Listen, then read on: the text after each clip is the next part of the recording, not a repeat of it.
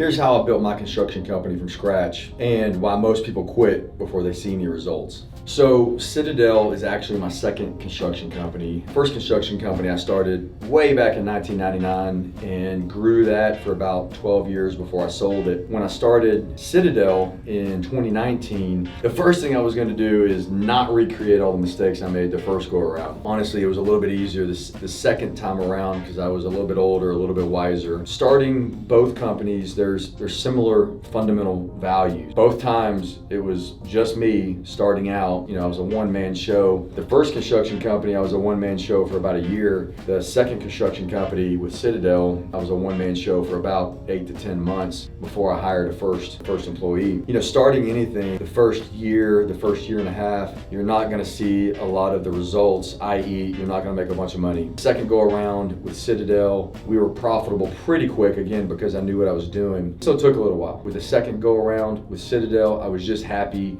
to be doing it for myself again. Having worked for somebody the previous 9 years, it was a great ride, it was a great education, but I knew that I didn't want to work for anybody ever again.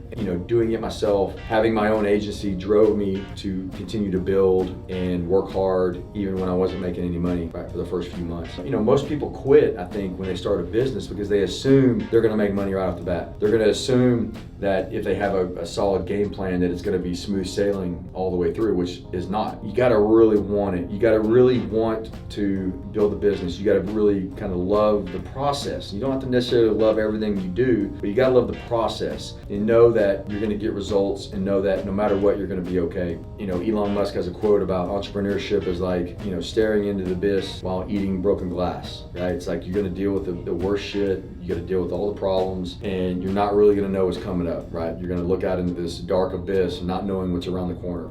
If you're somebody that really wants to work for yourself, get your own results, be 100% accountable to yourself, then that goes along with the territory.